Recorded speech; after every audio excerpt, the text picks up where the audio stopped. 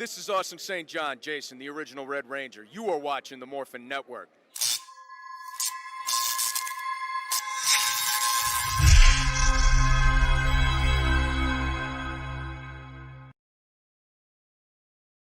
This Morphin Network video is sponsored by Ranger Stop Convention and Ranger Stop and Pop.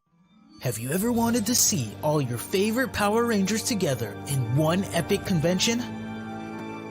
Go to Ranger Stop! Ranger Stop and Pop! August 27th to the 29th, 2021! Atlanta, Georgia!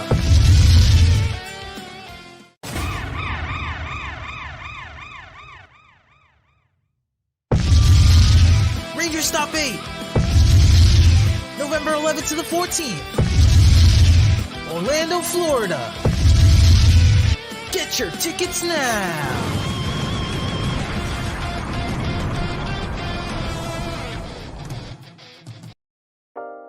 Carson's Corner is a black LGBTQ-owned small business. They sell merchandise and apparel on pop culture franchises such as Dragon Ball, King of the Hill, Sailor Moon, and of course and most importantly, Power Rangers. If you're interested in getting their amazing merch, be sure to check them out at carsoncorner.com. Link will be down below.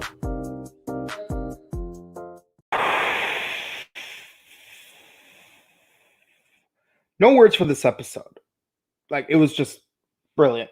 Like, consider what happened in the previous episode. Oh my god. Where do we go from here? First of all, I called it that Master Logos, aka Storius, would take over after episode 40. And oh my god, Isaac is gone. We only have 2 villains left. Oh man, and things are winding down. At this point, I don't even know how we could have more than 46 episodes, but wow. But now things are moving right along. We're getting some revelations. And here we go. Welcome, everyone. I'm Mike, Time Rider Zero, and this is Rider Time Podcast, where we review Kamen Rider Saber. And this week, we're reviewing episode 41, A Wish Spelled Out for 2,000 Years. Let us know in the comments what you thought of the episode. But man, oh man, a lot of stuff to digest this time around. And yeah, unfortunately, my partner's not here again. But, you know, it is what it is. We have to move right along. And by the way, recently they've made new revelations about Kamen Rider Revice, which we'll get into in a moment. But first, let's go to the actual plot. And so where we left off, Storius is now the new Master Logos, and he's got the power of the 3 magic books the 3 magic books of Storius, Legiel, and Zuos. And now he also has the Omniforce Tome. Meanwhile, at Tassel's hideout, he did rescue Luna. She is safe. And he asks her if she wants to meet Toma. Of course, she does want to meet Toma, but he first has to leave in order to get some answers of his own. But he told her to stay right where she is, and he may or may not bring him to her. So we roll credits, and it is New Year, I guess. I mean, it looks like New Year, maybe some kind of summer festival. I mean, normally, back when the show would normally air in February pre-decade, it would be around this time where it would be the New Year. But considering that this show aired in September and it's now summer, I'm guessing this is a summer festival. I don't know too many festival customs, unfortunately, but there is one custom that they show in the episode, and that is someone sends noodles down this artificial river, and everyone has to catch and eat the noodles. And yeah, someone even catches cherries, which I don't know if this is going to be Pac-Man reference, who, by the way, is canon in Kamen Rider. But hey, you know, at least there's more to eat than just noodles. Personally, I'm more of a rice guy anyways. So everyone had fun at the party, and they're clean and they're reveling at the fact that now that we don't have to worry about Isaac, now we can find Luna without having any trouble to deal with. But Kanto does remember that in his vision he did have to deal with Storius. But as Toma's about to leave, he randomly hears someone go "Bon lecture." He's like, "Wait, where'd that come from?" And he's like, "Oh my god, it's you!" Yeah, he was almost as excited as Nikolai Nikolaev when he met me at Power Morphicon 2018, but more on that some other time.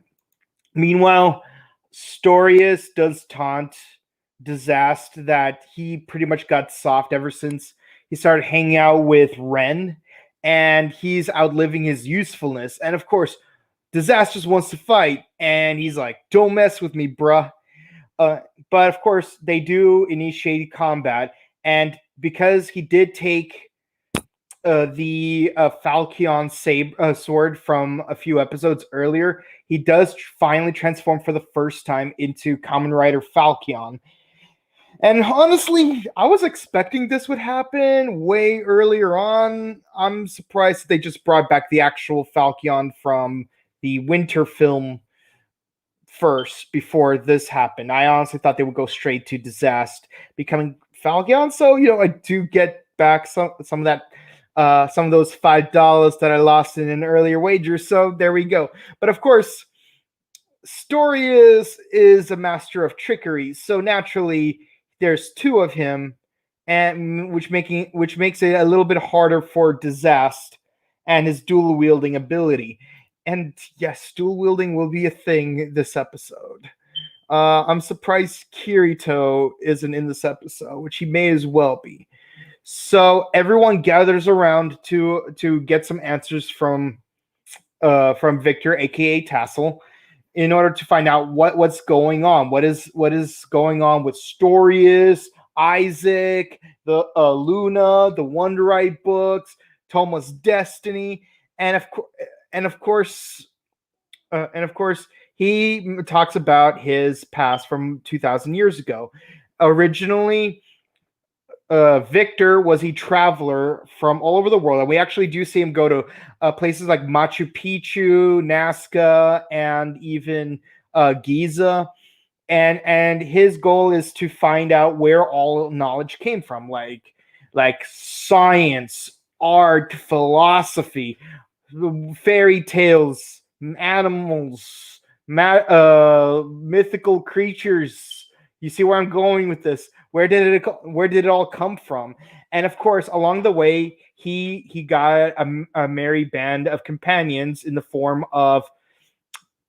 It's not clear if it's supposed to be Isaac or just an ancestor of Isaac's that looks like him, because they never made it very clear whether he was the original Master Logos or if he's the descendant of previous Master Logos, and if so, why does the original Master Logos look like Isaac?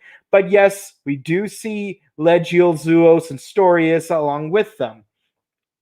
However, somewhere along the journey, he does meet the Keeper of the Two Worlds, which is played by Sophia. And to be honest, without her crown, she low-key looks like Amy Jo Johnson. Like, I don't know if anyone else noticed that, but she kind of looks like Amy Jo Johnson in this episode. And of course, she bequeaths him the book of all knowledge, which grants him the ability to find the Wonder World. And of course, he brings all of his friends along, and they celebrate. Oh my God, there's a new world. We can make a better world for humanity. No more famine, no more poverty, no more war or death or what's it called? No more bad stuff happening. But of course, Storius was a heel from the start, as you could see him smirking in the episode. But going back to the fight with Falchion, of course, both Victor and Storius are basically telling the same story in a parallel way, kind of like Avatar: The Last Airbender episode 13 did. And no, not episode 13, episode 12, The Storm. And of course, he was a heel all along, and he corrupted his two friends for all three of them to become the original Magids. And of course, they go into war, which caused, and in order to keep the book of all knowledge from falling to the wrong hands, the keeper of the two worlds split up the entire tome into scattered pages. Each page becomes its own Wonderite book. But of course, nevertheless, this didn't stop Wonder World from being destroyed, which forced Victor and Isaac, at least I assume that's Isaac, to split what's left of the book into 3 separate volumes, 2 of which will be kept in the human world, and the third will be kept in Wonder World. And of course, this is basically the origin of the two sides of the sort of logos, North and South, and then you have Wonder World. So that's why there's 3 books.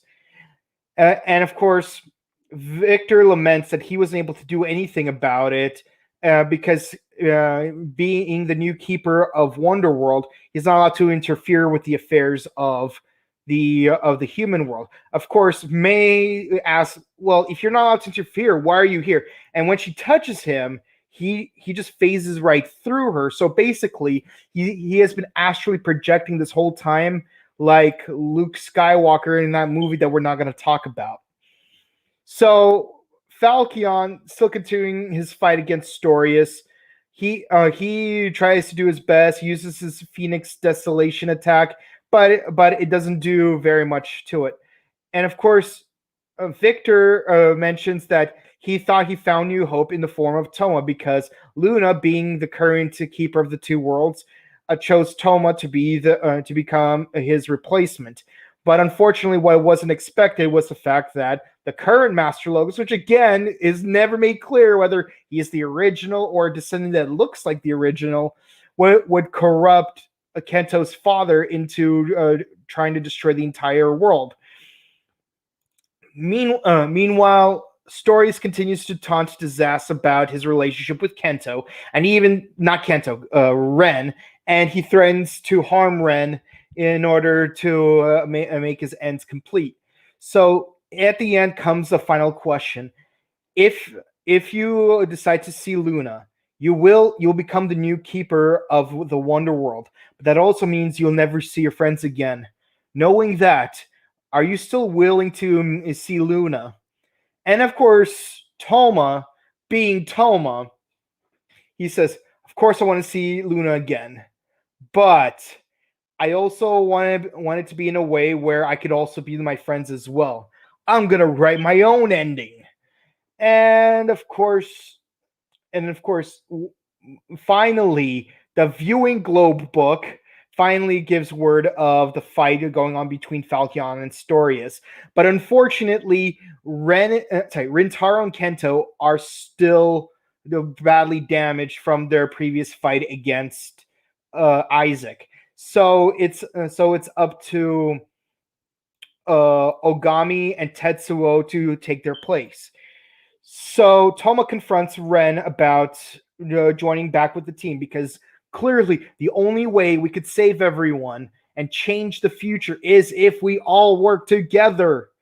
Of course, Ren, being Ren, says, why are you even here? Like, how is it that you, a novelist, someone who didn't spend his whole life training to be a swordsman, how is that you're so much stronger than me? Why? Explain it to me. Which, of course, translates into English as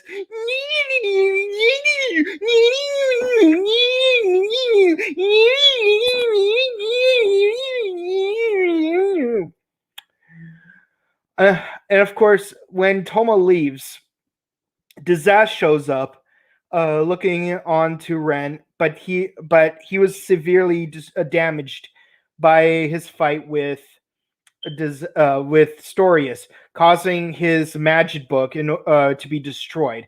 And as you know, this clearly means that either he's going to die soon, or if he transforms again, he's gonna die soon, and the book is gonna have more cracks as every time he engages in combat, like the snake from Lightspeed Rescue that was on Ryan's back.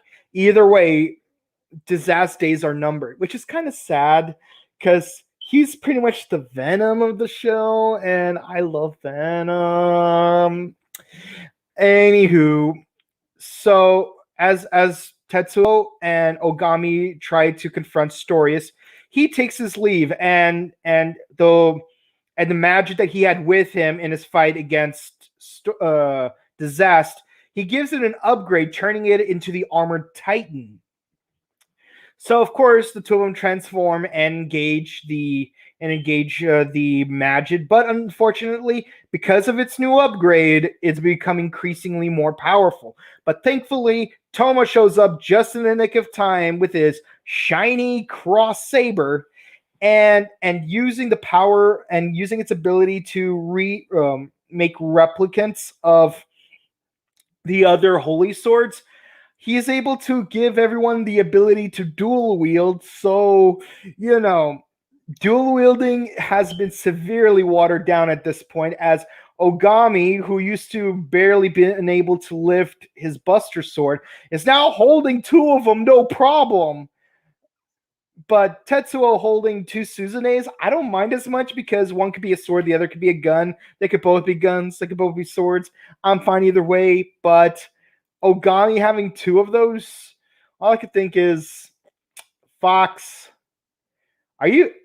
first of all, Fox, are you going to get that extension? Because I already got the extension for Suzune. And it's going to be embarrassing if my sword is bigger than yours. Insert Spartacus reference here. And yeah, are you going to get a second sword as well in order to recreate the scene? I won't. But they do such a great job using their combination attacks that despite the upgrade, the match is still defeated by Toma and the others. Now, Disaster confronts Ren and he says, "Listen, I don't have much time left. I want you to fight at your fullest. I want to see how much your training so far has led up to. I want to see how much stronger you've become." But of course, I'm thinking, when was Ren even training? Like, all he's ever been doing is sulking around while Disaster was just like, "Bruh, get your head in the game.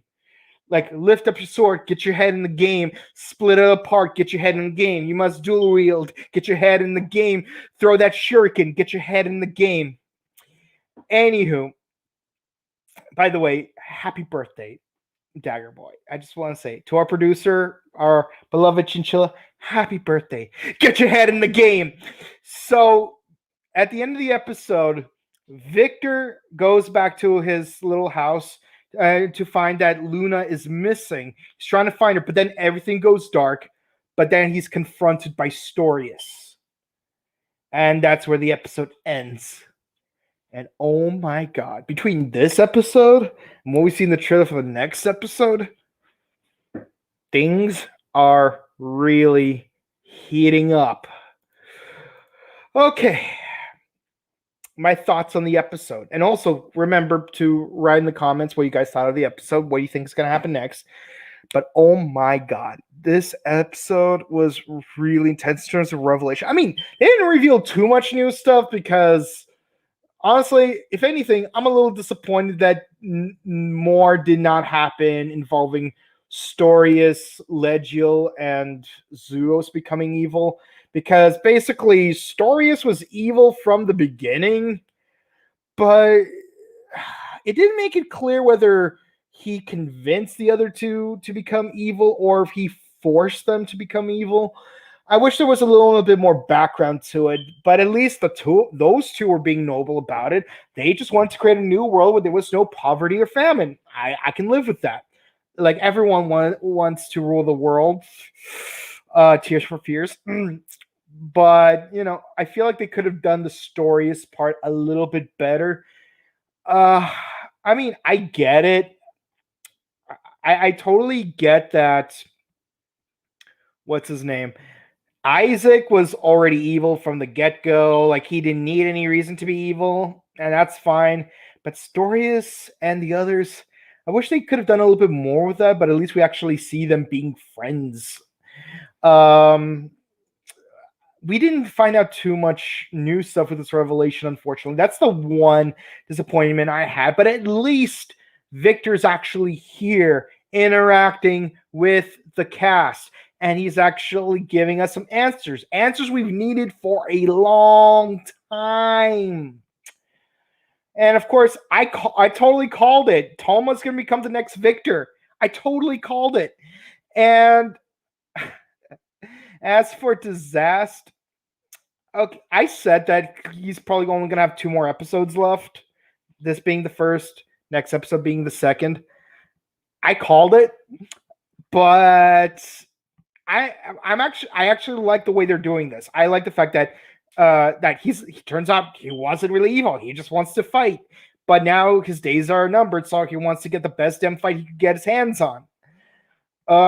Ren, you better damn step up on this one. You have been such a disappointment of a character for the longest time.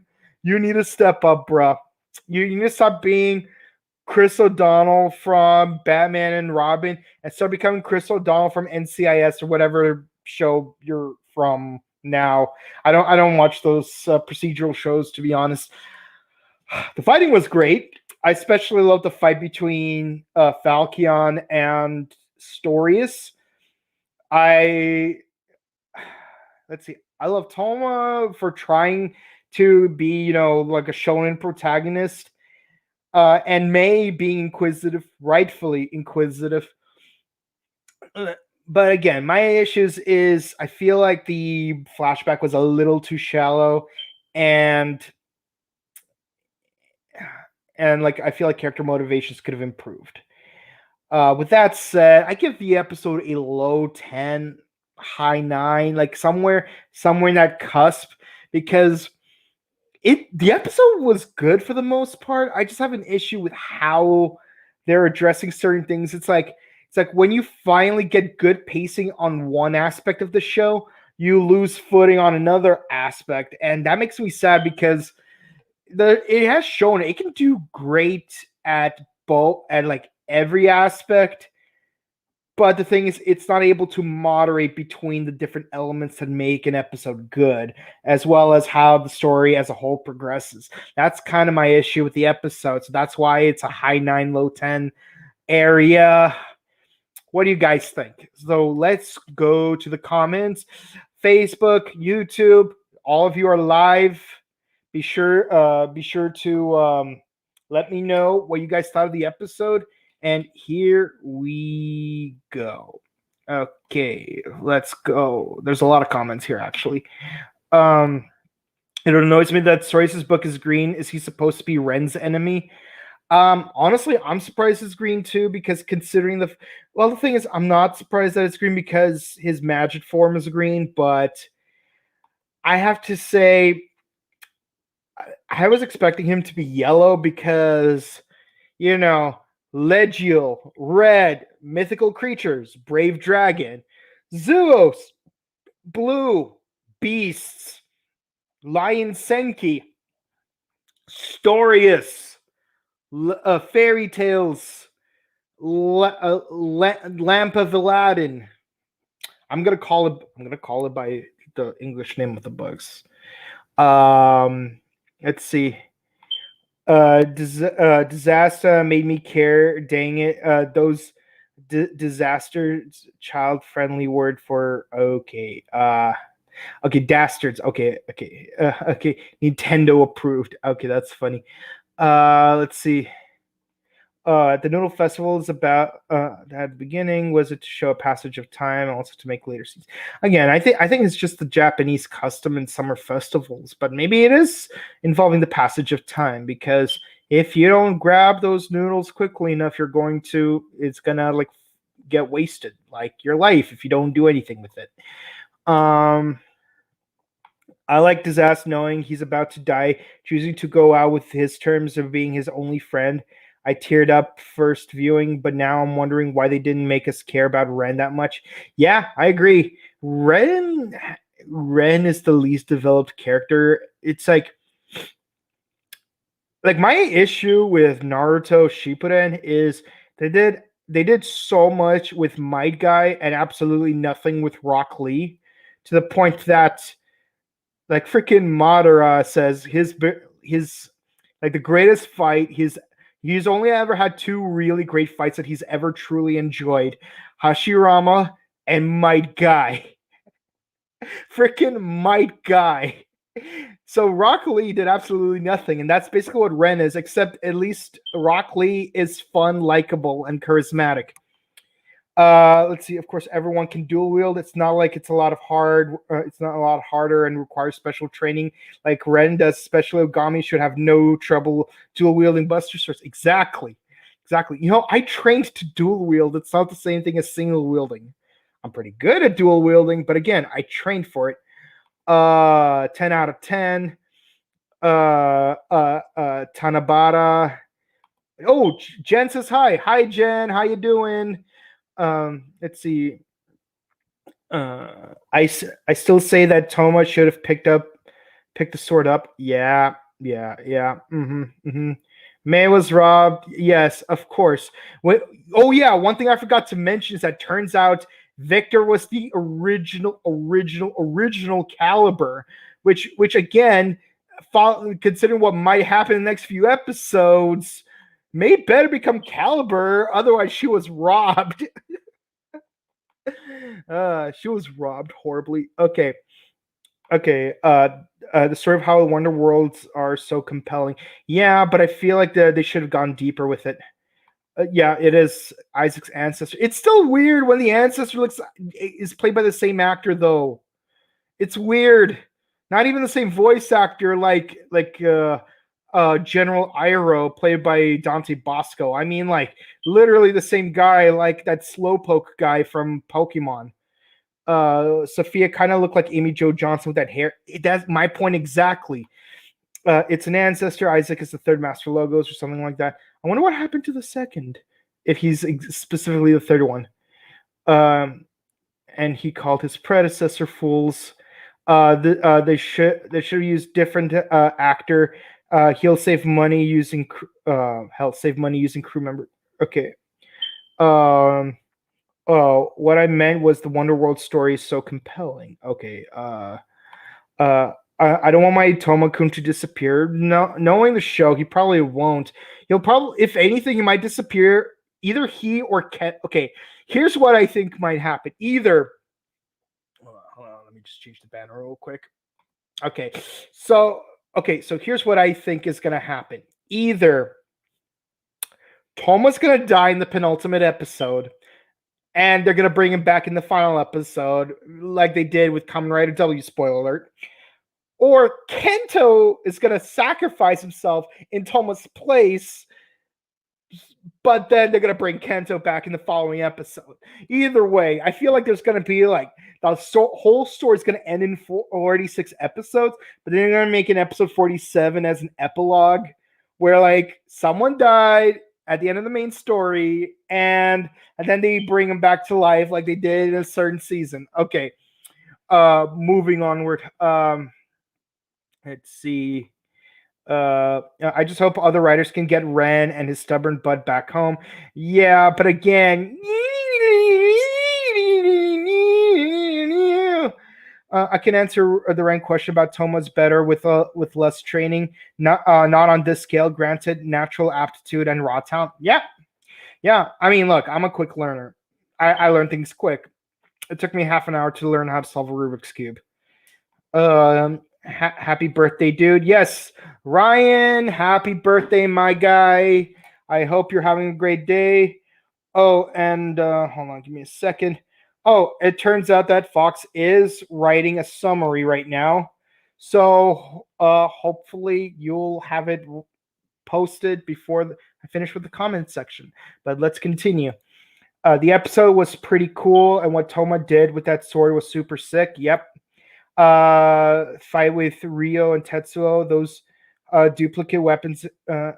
Again, Toma's a genius. I'll say this though, I want to see more fights with Ogami and Tetsuo where they're like winning, because so far they've for the most part been losing their fights. I mean, the one against Durandal wasn't so bad, but I don't like. I'm tired of them being fodder for Toma to show up and save everyone, or for Yuri to show up and save everyone. That sword fight with Ryu and Tetsuo, those okay. Yeah, he's a genius. This episode gets an A minus. The trio turning evil should be a V cinema with how brushed off it was. Yeah, I can see that. Yeah, I can see that. Okay, so here is Fox's critique. He says I knew Stories was the reason everyone heel turn. Also, Disaster is like that one bad guy in anime that the reason he has to be bad is to keep balance in the universe. His fight with Stories was friggin' awesome, and I stand corrected. Cross Saber is Super Saiyan God, Super Saiyan. Finally, he uses the actual terminology. Also, is it safe to say to give up on May being a Kamen Rider?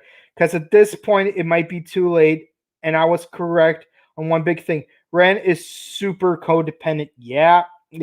I remember at a certain group, someone asked the question of who is more infuriating between Michi from Kamen Rider Gaim or Ren from Kamen Rider Saber, and I have to say it has to be Ren because as much as while Michi may be a simp, he may at the very least he redeemed his character towards the end, and the main character literally entrusted him with being the main hero in the final episode. I at least respect that, and they kept to that character development in the summer film and the V cinemas, etc., etc. No, not the summer film.